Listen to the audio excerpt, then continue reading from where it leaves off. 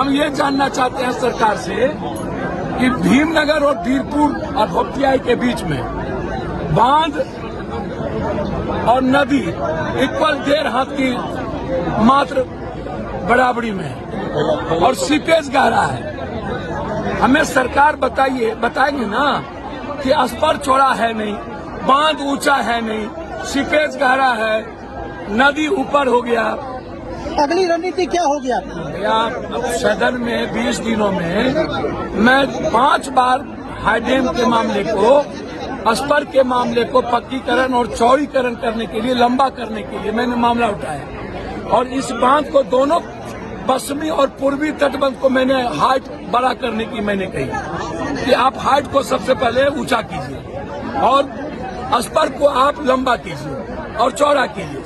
जब तक आप स्पर को लंबा चौड़ा नहीं करेंगे और बांध को ऊपर नहीं करेंगे और एक गाइड बांध आप नहीं देंगे, तब तक आप बांध को नहीं बचा सकते, आदमी नहीं बचा सकते। एक दूसरी चीज, भीमनगर बैरेज पर अब इतना गाद जम चुका है कि महाप्रलय होना तय है। इसलिए भीमनगर बैरेज को या तो नवीनीकरण करिए, या तो चौड़ीकरण करिए, या तो नया बैरेज बनाइए, तभी आप कोसी, सीमांचल, मिथिलांचल को बचा सकते हैं। यदि नया बैरेज नहीं बना और जिस तरीके से गाद जम गया है, 2.5 लाख क्यूब पानी लेने की क्षमता कोसी की नहीं रही। गंगा उफान पे रहता है, गंगा पहले से भरा हुआ रहता है क्योंकि फरक्का के भीतर गंगा ऊंची हो गई है।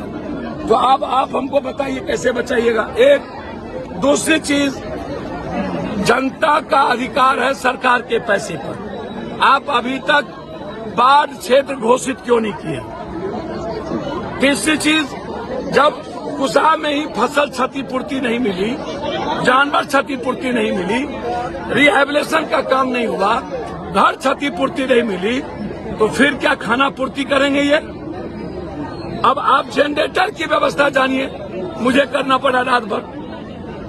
जनरेटर कम से कम 10 से 15 लाख रुपया हमने हाथ से बांटा रात में सुपौल में, हर चौक पे, हर परिवार के बीच, हर परिवार के बीच।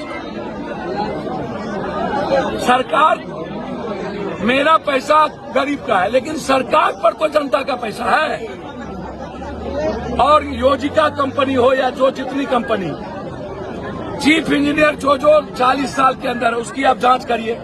योजिका कंपनी या जो कंपनी यहाँ काम किया उसकी पूरी जांच करिए और जांच करके दूसरी चीज, यहाँ की जो सीओ है या इस इलाके का जो पदाधिकारी है वो औपचारिकता आके अभी तक कोई सूखा राशन कहीं नहीं दिया। केदली की वही स्थिति है, इस्टोला की वही स्थिति है, घर लगभग टूट गए हैं। इस साइड का घर रहने के लिए नहीं है, एक भी घर नहीं है, एक भी फसल नहीं है, एक भी कपड़े नहीं है।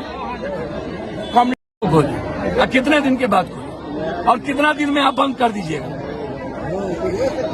और सीओ से कहा जाता है तो सीओ किसी चीज को रिस्पांस नहीं लेती है। बिजली अभी 5 दिनों से बहाल नहीं हुआ, अभी हमको बात करनी पड़ी बिजली बहाल करने की। ये हवाई सर्वे करने से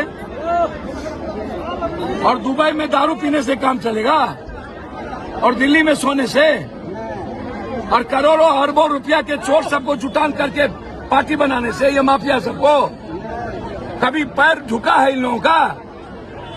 कभी बाप दादे ने पैर देखा है? एक घुटना भर पानी में गए हैं? कभी जनता का दर्द देखा है? ये तो जनता इतनी बेचारी है कि जिसका हाल ये कर दिया है।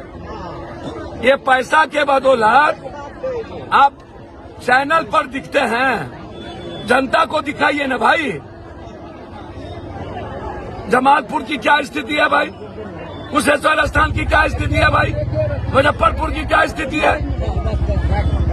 शिवहर सीतामढ़ी की क्या स्थिति है? ऐसे लोग, ये गरीब लोगों की जिंदगी आप कभी देखे हैं? सर, प्रधानमंत्री, मुख्यमंत्री जी और हम विपक्ष के सभी नेताओं से जानना चाहेंगे, वो 100 हेलीकॉप्टर चुनाव में जो घूमते हैं वो कहाँ है? और उस वक्त जो आप पैसा देके वोट लेते हैं वो कहाँ है? और उस वक्त जो आप मार्केटिंग करते हैं सोशल मीडिया पर, वो पैसा कहाँ है? आज कोई हेलीकॉप्टर नहीं मिला, आज पैसे नहीं मिले। 60 लाख का एक टेंट लगा करके सोना और वेरिटिन मशीन डिब्बा में एसी में सोना जनता दर्शन है।